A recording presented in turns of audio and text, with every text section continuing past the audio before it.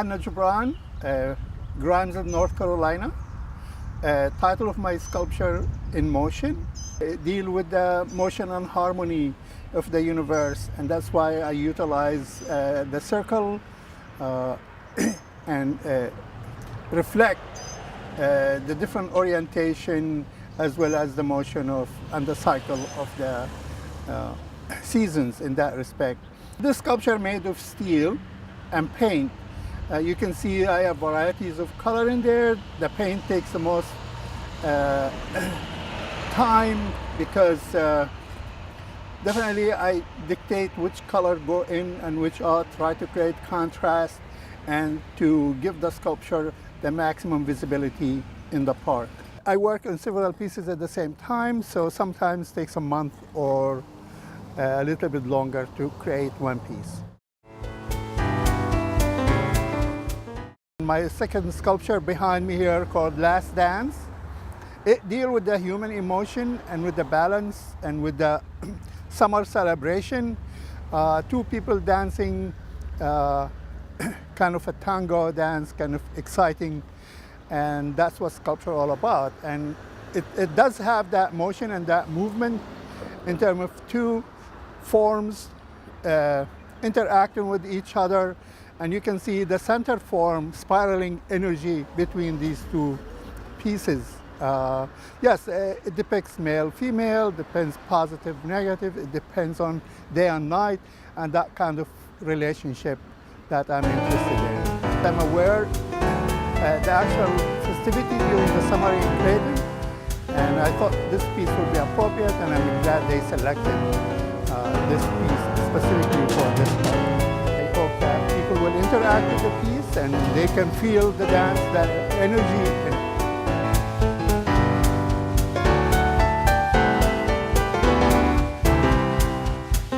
This is the sculpture, the third piece, and it's interesting. It's titled In Motion number 3 of the series of work that I have been doing for the last year. It deals with motion, the universe, the action and interaction with people.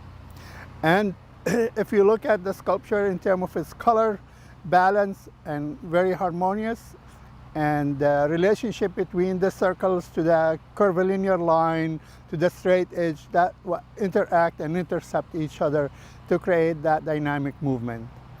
It's made of steel and Rust-Oleum-based paint. Actually try to create balance in relation to its wherever been installed to be able to stand against the green, the brick. So from a distance will be visible. It's about 14 feet in height. And that's why the motion coming from upwards down into the ground. And I hope the students and the public will enjoy and interact with the sculpture. My name's Parah, and I'm from Greenville, North Carolina, and my piece is titled Harmonious Balance. This piece is made of steel, and it took a couple of weeks to make. It's painted 2 different colors. In my current work, I utilize contrasting shapes and forms and colors to represent the fundamental principle that all people are different, yet all people are equal. And that's what this piece represents to me. Each piece in the sculpture, I plasma cut and I send through a roller. Then I assemble the whole piece together. Each sculpture is different that I create. Some I start out with a model. This piece though, I actually kind of let it take me. I'm really happy to be exhibiting in Clayton again this year and with all the other great sculptors, and just happy that the community can enjoy these sculptures together.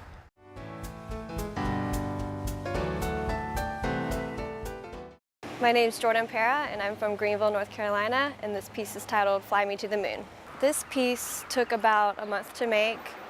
I bought a 4x8 sheet of aluminum and cut it out with a plasma cutter, and used my Miller good old welder to weld it together. The piece was inspired by a moonlit sky. In my work, I try to utilize different natural elements, and this one in particular, the moon, because it's something everyone can relate to, and it's almost a unifying element. And that's what I'm trying to represent in this piece. I also hope that the viewers can all find something within each piece that I make, so each person can relate to my sculptures in a positive way.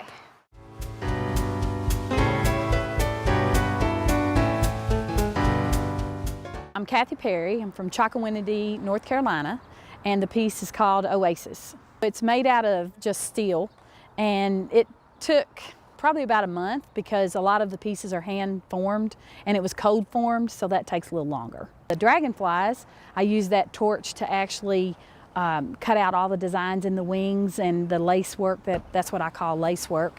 And that's what I use for that. And then I use a acetylene torch normally to hot form if I'm bending a lot of pieces, but this time I just cold formed it on an anvil.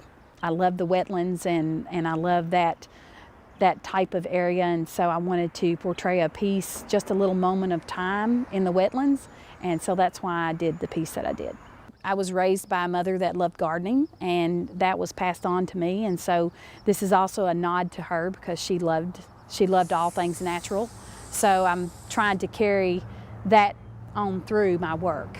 I think the community they receive these sculptures so well, and the lady had come up and shook my hand, said how much she enjoyed last year's exhibit, so that's great. It's an affirmation that maybe we're doing something in the right direction. Hi, my name is Adam Walls. I'm from Hope Mills, North Carolina. I teach sculpture at UNC Pembroke, and this is my sculpture entitled Life. It's steel fabrication, meaning that it's welded steel, painted red just to help get some attention.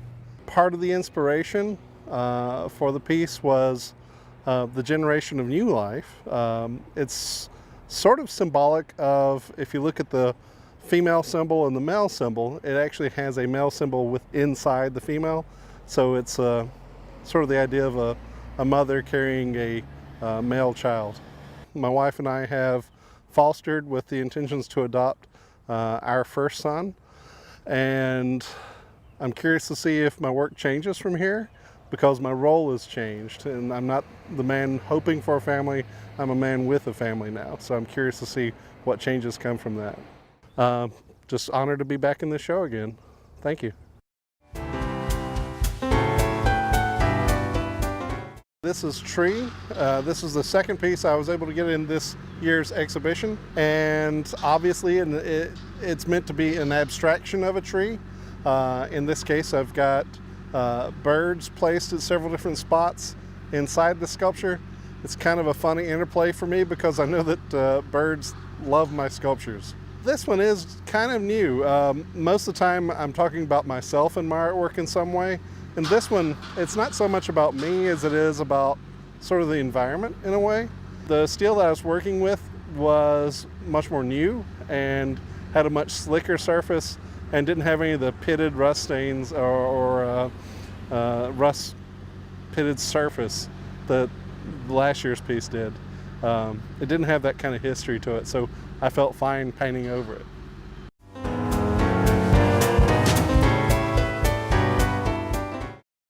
My name is Hansen. I'm from Cary, North Carolina, and this is my piece Harlequin.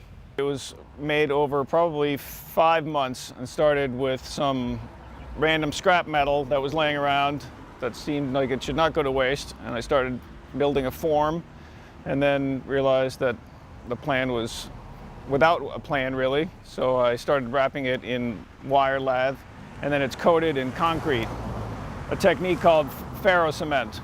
There's a stainless steel mirror polished window almost. Obviously you can't see through it, but it feels like a window. Many people think you can look through it, so it gives it a playful essence, which is why it's called Harlequin, based on the Italian theater character.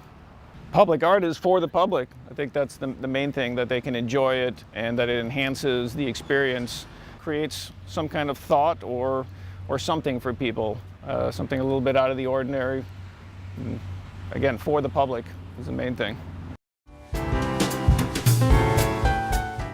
This piece, Bare Bones, is my second piece in the Clayton sculpture trail. We rescued some pipe at our studio in Durham that they were taking away for scrap, and just couldn't let it go and had to make it into something, but the pipes were such a sturdy material. I was trying to find a way to lighten it up, and I had the inspiration from seeing bird bones, which are light because they have little pores in them, and that's where the inspiration came for Bare Bones. So it's made of 4-inch steel pipe, and it's all steel, powder coated, and the pieces below are actually the cutouts from the pipes. I have a hard time watching pieces that could be something go to waste, and not all of it works, obviously, but sometimes it comes together in a way that creates a compelling piece of art. This is I would say, an essence of my work. Repurposing something, also deconstruction or using shapes in multitudes. Obviously all the cutouts are of a similar shape, and so shapes like that in mass sometimes can have a really compelling effect. I think it worked in this piece, and that's definitely something you'll see in my other pieces as well. Thank you to the town of Clayton for the great opportunity. We artists really enjoy and value the opportunity to show our work to a large number of people.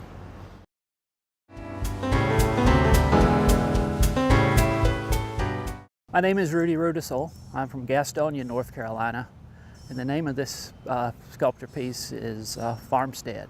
It's made out of galvanized steel, and it's done in pretty much traditional sheet metal fabrication techniques, and it's all put together with rivets. There's no welding involved, no other hot connections. It's riveted together. This comes from a group of pieces that really had the genesis in my travels in the Midwest and the Northeast, where the farms were smaller, where they were so neat and compact. In some cases, they sort of looked like they were stacked up on each other. So through abstraction and the way I draw, this is what comes. I've heard people who explain the piece to me just exactly as it is in my mind. I've heard other people say it looks like a rocket ship. So I think it's up to the viewer to decide.